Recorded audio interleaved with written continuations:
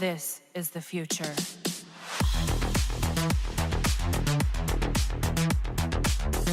Hello ladies and gentlemen, Seagull Grim here and welcome to another video. So in this one we're going to talk about the top 10 legendary characters, and I know I have done this video in the past, but since then we had 3 new legendary releases that are going to drastically change the tier list. For the most part, one of them doesn't really do much. But yeah, before I get into this, as you know, it's a top 10 and we got 13 legendary characters. And if you think Suicide Squad, Harley, Enchantress and Golden Armor Wonder Woman had any place in the top 10 legendary characters, then you're wrong. But if you think any of the 10 that I ranked should be ranked differently, please let me know down in the comments, because some of those rankings were very close and all the characters on this list are going to be amazing characters. So please do let me know if you have a different opinion than me. And keep in mind, I will mostly consider raids and soul raids efficiency for this list, because as we know, anything can do well in Arena and Champions Arena, but I will also regard the Arena and Champions Arena side for the champions that really are the best at it, because in my opinion the best two the 2 Arena and Champions Arena characters are going to be actually legendary characters, and we're gonna get into that. But yeah, with that being said, if you enjoyed this video, make sure to like and subscribe and comment down below, that will help a lot, and let's get into it. Okay, so coming in at number 10, we're going to have Martian Manhunter.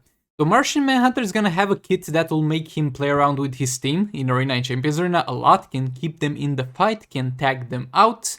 He's got a passive that regens health when he's tagged out of combat, that making him an amazing tank. And he's also going to increase the duration of the debuffs applied to the enemy, and as well as getting additional fast attack hits, meaning he will hit for more fast attacks and will build combo faster depending on each debuff on the opponent. Now that we know that he's pretty good in Arena and Champions Arena, what does he do in raids and soul raids? Well, so far the only team where he found himself kind of a home, though not necessarily a permanent one, is going to be the Silver Banshee team, because Silver Banshee is the character that he synergizes with best in terms of his combo building abilities and his extension of debuffs and his benefit from enemy having debuffs. But the problem with that is that in most scenarios, Reverse Flash is gonna perform just as well as him, for the most part, except some very specific scenarios. And comparing how easy it is to get Reverse Flash to what a huge investment it is to go for Martian Manhunter, 99% of the players are still gonna use Reverse Flash, and Reverse Flash in some fights is gonna be even better than Martian Manhunter. So he's gonna be here just because he doesn't really fit that well in any raids and soul raids teams, except for Silver Banshee sometimes, and in Arena and Champions Arena he's great, but we have something better on this list for that. And talking about something better on this list at Arena and Champions Arena, we got ourselves Collector of Words Superman.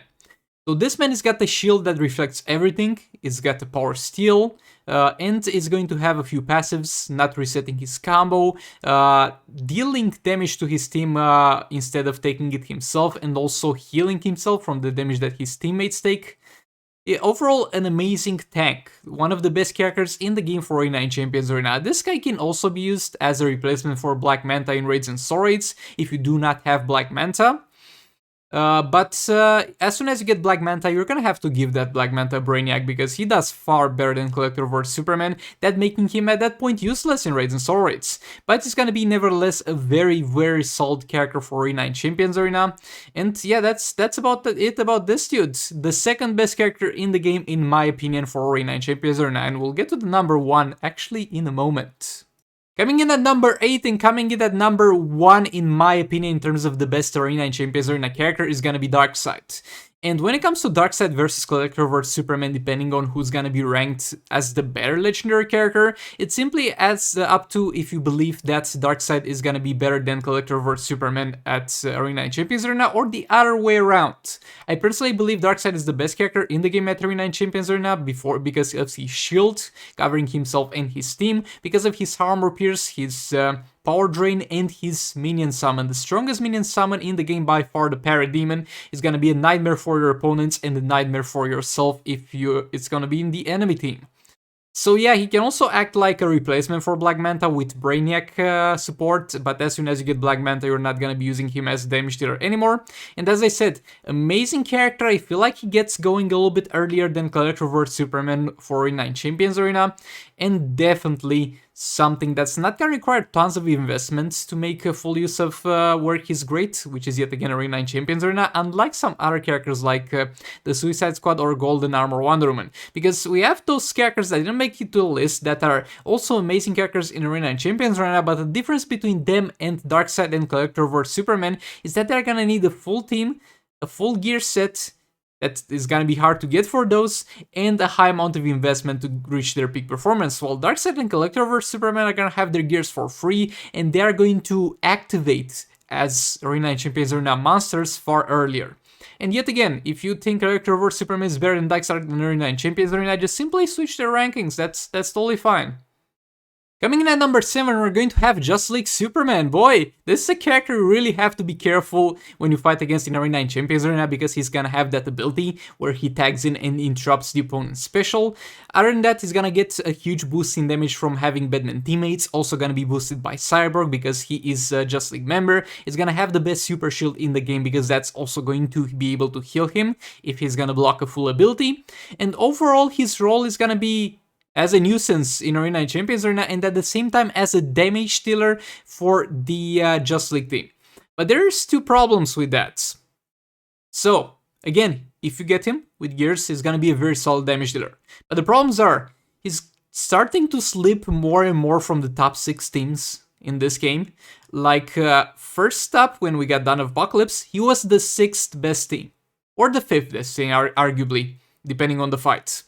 But then we got ourselves Deathstroke, and we got ourselves Vixen, and oh, did Vixen throw Just League Superman from, did she take his spot as a damage dealer? No, but Vixen is nowadays gonna be used with Black Manta, and that allows you to use Just League Flash with Cyborg, and that's huge, because in most scenarios, Just League Flash is gonna be actually a better damage dealer than Just League Superman, and it's gonna be far easier to build up, far easier to get gears, far easier to max out. That's the main problem that Just League Superman is facing right now. Nevertheless, he's still one of the best characters in the game and a great damage dealer, but he's at some points really not worth it in terms of the investment. You might notice that he's the only character on this list that I don't have footage for. It's because I don't have him on my main account, and I did have some opportunities to try and go for him, but I was like, I don't think it's really worth the investment anymore, because he's falling more and more from grace. Again, a very solid damage dealer, but we keep getting better and better things, and just like Flash not being mandatory in the Black Manta team anymore really filled in that spot for him. But yeah, again, still a very solid character, and still a beast in raids and soul raids. Well, that being said, let's move on. Coming in at number 6, we're going to have Arkham Knight Batman. So Arkham Knight Batman is gonna have a stun on the special too, and it's gonna be the best of stuns, because this one is gonna be, alongside the Black Manta special 3 stun, is gonna be the only stun in the game that's able to stun bosses that are actually immune to stun. So that will make him a great combo builder for the Robert Harley Quinn team, and on top of that he's going to have a passive that's going to boost agility and tech characters, giving them maxed out defense pretty much and a ton of health, and he himself gets this buff applied to himself, so on top of making him great, it's going to also make Robert Harley Quinn far harder to kill, and is going to allow for far more room for mistakes when you're going to use this team yourself. And he's also gonna have a passive that's gonna give you a ton of health and a ton of energy for each target that you kill. This is gonna be only situationally useful in raids and soul raids when there's gonna be some summons for the enemy, some minions, but that's gonna be great in league raids because you're gonna fight Grodd and he's got 2 gorillas, getting your Harley all the way up to super move level of power. Other than that, it's gonna be also amazing because of all those passives in Arena and Champions Arena.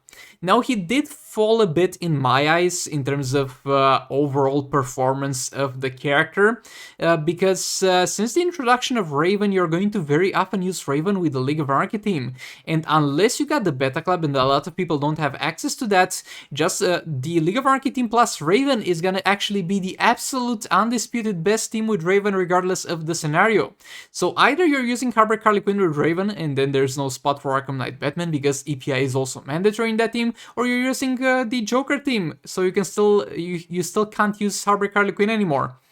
So that's the thing. Lately, he's been falling off a bit as soon as you get Raven from the Sorry teams, but nevertheless a very strong, a very solid character, and the Robert Harley Quinn team is also going to be great with him as well. Now, with that being said, let's move on. Coming in at number 5, Batman Ninja Gorilla Grodd, the chunky boy himself. So, This dude is gonna reduce the defense of the enemy by hitting them, and the attack that applies to himself and to Batman Ninja characters. And by doing this, he's actually gonna make any Batman Ninja character, including himself, the tankiest character in the game. Not by them themselves being tanky, but by the opponent dealing no damage. Bro, I've seen super moves in Soul Raids when the Grodd buffs are at peak performance, where the enemy does like 1000 or 2000 damage with a super move.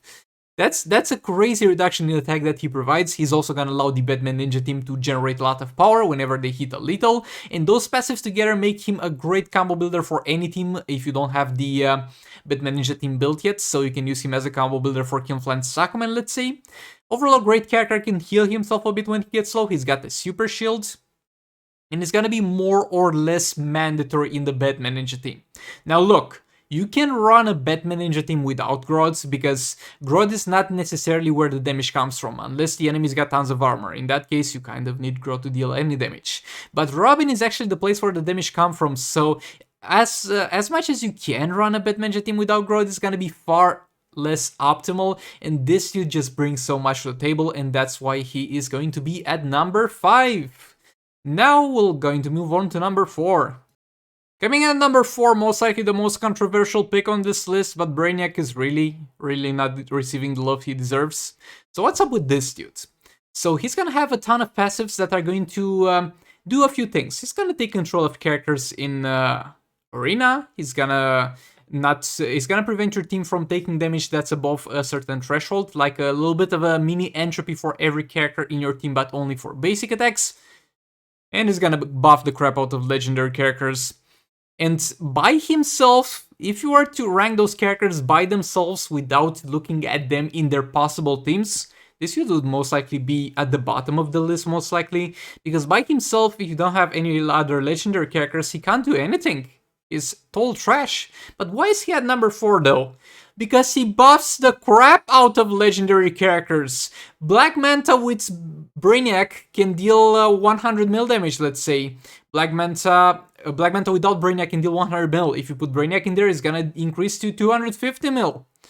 A Raven without Brainiac with Beta Club, let's say, can deal 200, 300, 400 mil. You put Brainiac in there, it's gonna increase to 2 or 3 billion. This man can buff anything, can make Darkseid, can make Electrovert Superman characters that are not meant to be damage dealers into actual damage dealers. That's the extent at which he buffs legendary characters. This man is steroids for legendaries, and that's why he made it all the way up to this point, because Black Manta wouldn't be so great without him. Raven wouldn't be so great by herself without him. There's so much that this dude brings to the table for legendary characters, and I really think he should be more appreciated for that reason. And pretty much every single team where Brainiac buffs is gonna be better than any other legendary character below him. So yeah, that's that. Brainiac at number 4. Yeah, if you don't agree with this, I can understand. Other people are frustrated because they're only legendary character, and in that case, he's totally useless because he has nothing to buff.